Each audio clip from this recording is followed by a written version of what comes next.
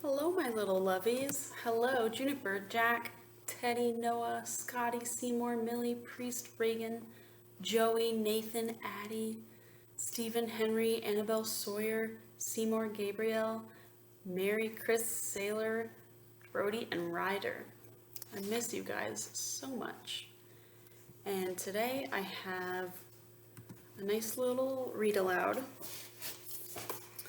which has beautiful illustrations, and it is called The Curious Garden by Peter Brown.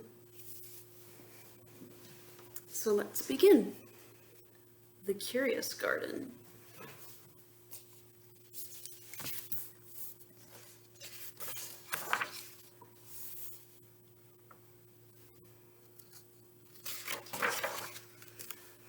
There once was a city without gardens or trees or greenery of any kind.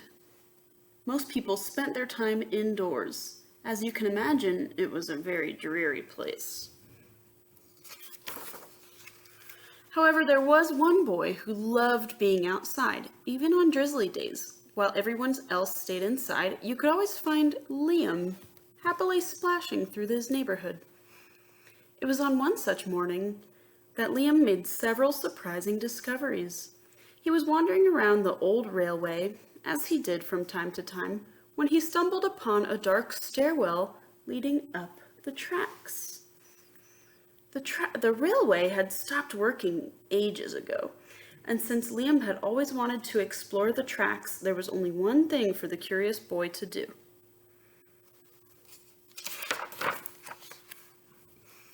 Liam ran up the stairs, pushed open the door, and stepped out onto the railway. The first thing he saw was a lonely patch of color.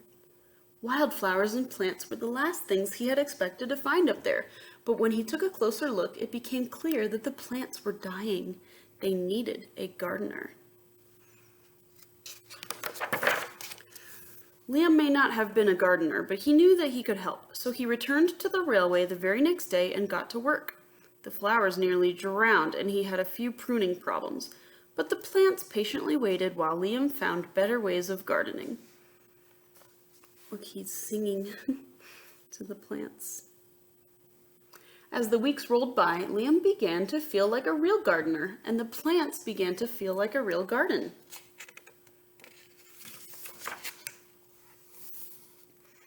Most gardens stayed in one place, but this was no ordinary garden. With miles of open railway ahead of it, the garden was growing restless. It wanted to explore.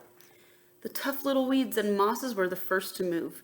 They popped up farther and farther down the tracks and were closely followed by the more delicate plants. Over the next few months, Liam and the curious garden explored every corner of the railway.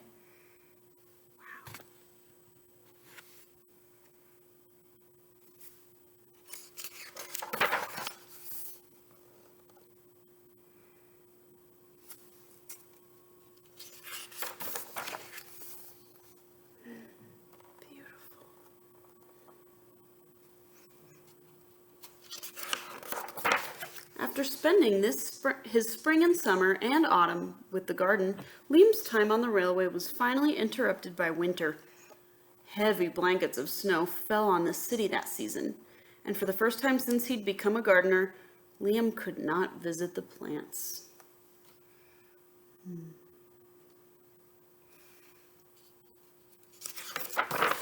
Rather than wasting his winter worrying about the garden, Liam spent it preparing for spring.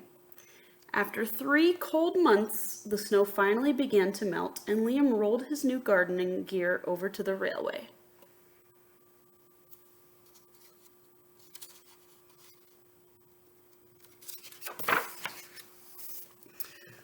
Winter had taken a toll on the garden. But thanks to Liam's planning, his handy new tools, and a little help from the sun, the plants soon awoke from their winter sleep.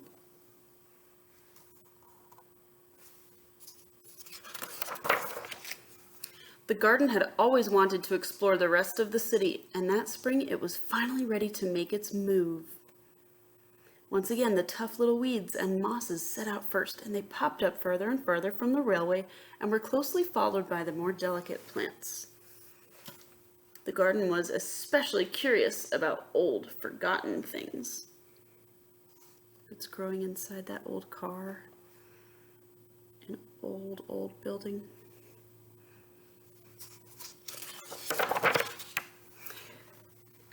A few plants popped up where they didn't belong. Yeah.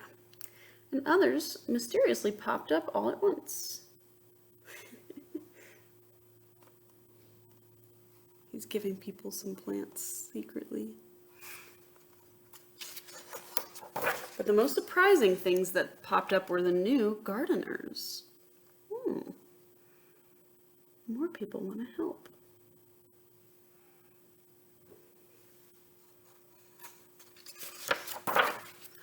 Ooh, wow. Look at this, you guys. It's beautiful.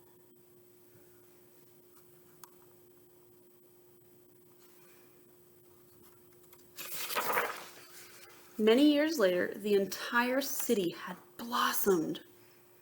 But of all the new gardens, Liam's favorite was where it all began. See, on that railway.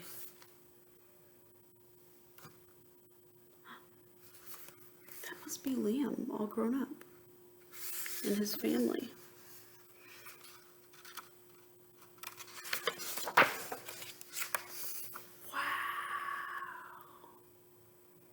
Look at that. The end. Wasn't the art in this book beautiful? I love that. I love that a dreary, gray old city became so colorful because of this gardener. So here's an art project you can try if you'd like. We are going to add a curious garden to a dreary place that you wouldn't expect it in. So we start with this blank sheet of white paper, and then you can use a crayon, a black or gray crayon. I actually have oil pastels. If you have those at your house, you can try those. And we are going to start to draw kind of a boring old city looking thing. And drawing buildings pretty easy. You just draw like rectangles and lines. Mine's gonna have a railway like the book did.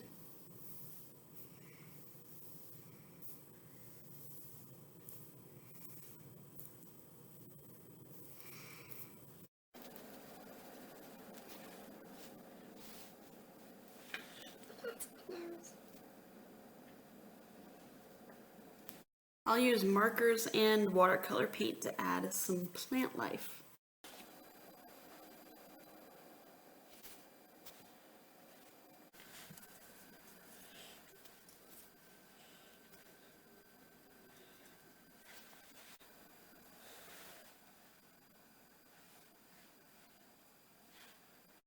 Okay, I think I got a little bit carried away. This has like a lot of details, but basically it's a city with gardens, and just keep it simple.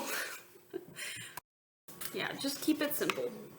Dreary, gloomy buildings, and then add some gardens and plants and green. Okay. If this project is not your style at all, maybe you can actually go out into your garden or into your yard and do some yard work and planting and watering, because this time of year is perfect for that. All right, students, I hope you enjoyed this story, The Curious Garden, and I'll see you soon.